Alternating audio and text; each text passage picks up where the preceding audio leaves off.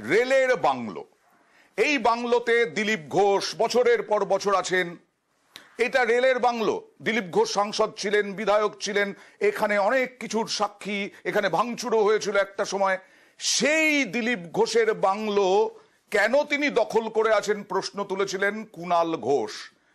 দেখাবো কুণাল ঘোষ কি প্রশ্ন তুলেছিলেন।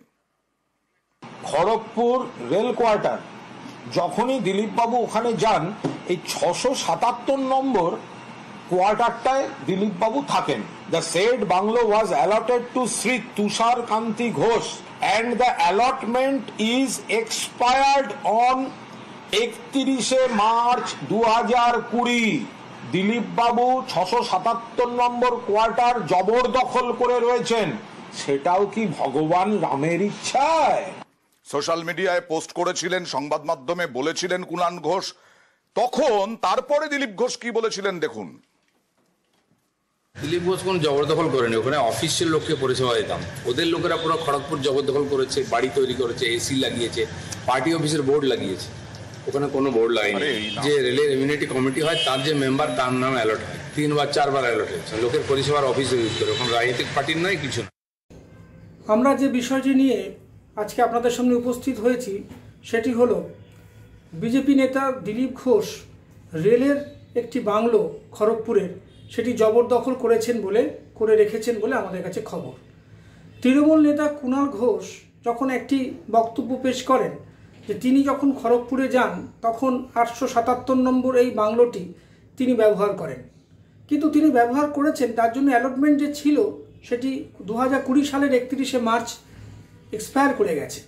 তারপরে উনি কীভাবে পারেন এটি ব্যবহার করতে? আমি কি পারবো? আজকে কেন্দ্রীয় সরকার যেহেতু ক্ষমতায় রয়েছে বিজেপি, সেই জন্য কি ওরা যা ইচ্ছা তাই করতে পারে? আজকে দিলীপ ঘোষকেও কোন অধিকারে ওই বাংলো তিনি ব্যবহার করছেন? এবং শুধু তাই নয়, উনি ওখানে গেলে শুধু যে থাকেন তাই নয়, ওখানে পার্টি অফিসও প্রায় রূপান্তরিত করেছেন। পার্টি নেতারা আসেন, সেখানে কাজকর্ম করেন। এটা কি ধরনের হচ্ছে? রেল তো সরকারি জিনিস, সেখানে একটা পার্টির কাজে কি করে ব্যবহৃত হতে পারে? আজকে রেলের কোয়ার্টার কী জন্য? রেলের কোনো কাজের জন্য, রেলের কোনো কর্মীর কাজের জন্য রেল কোয়ার্টার। সেখানে দিলীপ ঘোষ তো কোনো সাংসদও নয়, আর এমনকি বিধায়কও নয় উনি এখন বর্তমানে। তবে ওনার জন্য কি করে অ্যালটমেন্ট ছিল? কেন্দ্রীয় সরকার কি এটা দেখেও দেখেন না, নাকি তাদের নিজেদের নেতা বলে চোখ বুজে রয়েছেন? এরকম কি চলতে পারে? আজকে আইন কি এদের জন্য আলাদা? আইন তো সবার জন্য এক। আজকে দিলীপ ঘোষে আলাদা।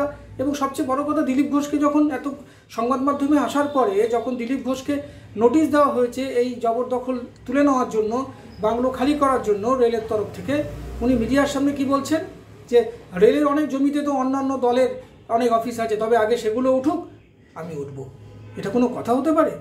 আপনি একজন দায়িত্বশীল নেতা, আপনি একটা জবরদখল করে আছেন বলে যদি খবর থাকে, আপনি আগে করে দেখান। আপনি নিজে সেটা করছেন না, আপনি আচরি ধর্ম পরের শিখিও। এটা যদি থিওরি হয়ে থাকে তবে আপনি অপেক্ষা করছেন কোন নেতা অফিস তুলবে কি তুলবে না? আপনি করছেন কেন? আপনি 2020 থেকে 5 বছর হয়ে গেল, আপনি কি করে ওই বাংলো ব্যবহার করতে পারেন? আর দেশের সরকার কি করছেন এটা? আপনারা কি আইন বা নিজেদের লোক বলে আইনের কোনো ধার ধারছেন না? আজকে অন্য কোনো লোক হলে পারতো? কোনো সরকারি কর্মী যদি আজকে তাদের কোয়ার্টার শেষ হয়ে যেত, তার পিরিয়ড, সে কি থাকতে পারতো না? তবে আপনি কি করে থাকছেন? আপনি কি করে ব্যবহার করছেন? পার্টির কাজকর্ম করছেন। এত বড় বাংলো অন্য কাজে ব্যবহার করা যেত, সেখানে আপনার জন্য ব্লক হয়ে রয়েছে। এইটা কিন্তু কোনো কাজের কথা নয়। দিলীপবাবুর মধ্যে সবসময় একটা অ্যারোগেন্স লক্ষ্য করা যাচ্ছে। উনি কি রাজনীতিটা কীভাবে ব্যবহার করতে চাইছেন? উনি যদি এতই জনপ্রিয় নেতা হবেন তবে হেরে গেলেন কি করে?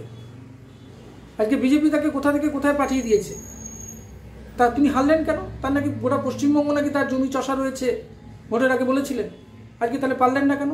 তার মানে আপনার এই অ্যারোগেন্স লোকে পছন্দ করছে না। একটু নম্র ভদ্র হন, বি পোলাইট। আপনি রাজনীতি করছেন মানুষের জন্য, মানুষের কাজ করার জন্য। আপনি কি করছেন? জবরদখল করছেন, কোথাও বাজে কথা বলছেন, কোথাও গিয়ে বলছেন গলা চিড়ে দেবো, ঘরে ঢুকে মারবো। এটা কি ধরনের রাজনীতি হচ্ছে? আপনার মতো একটা বর্ষীয় নেতা, আপনি একসময় সভাপতি ছিলেন, রাজ্য সভাপতি, আর আপনি কিনা এরকম জবরদখল করে আছেন। আবার রেলের মতো অত বড় একটা সংস্থা, সরকারি সংস্থা, এটা আপনি পারেন? রেলে তো ইমিডিয়েট উচিত ছিল ওনার বিরুদ্ধে কোনো আইনি পদক্ষেপ নেওয়ার, শুধুমাত্র নোটিশ দিয়েছে ছেড়ে দেওয়ার জন্য যে জামাই আদর করছেন। এটি কেন? বিজেপি নেতা বলে? এইভাবে দলীয় রাজনীতি কায়েম করবেন না, এটা আপনাদেরও ক্ষতি হবে। আপনার দেখা দেখি অন্য দলও এটা করবে, তখন কি করবেন? সুতরাং বুঝতে পারছেন তো কোথায় গিয়ে রাজনীতি চলে যাচ্ছে। দিলীপবাবুর আজকে যে কোনো কাজ, যে কোনো একটা বিতর্কিত হয়ে যাচ্ছে। তার একটা অ্যাটিচিউড, তার কথা বলার ধরন, একটা কোথাও গিয়ে একটা শালীনতার মাত্রা ছাড়িয়ে যাচ্ছে। এবং তার নবতম সংযোজন হচ্ছে এই বাংলো জবরদখল। নিজে কোথাও একটু লজ্জা পাবেন তা না, যখন খবরটা সামনে এসছে উনি বলছেন আমি ছাড়বো কি ছাড়বো না, এখন উনি বলতে পারছেন না। কেন?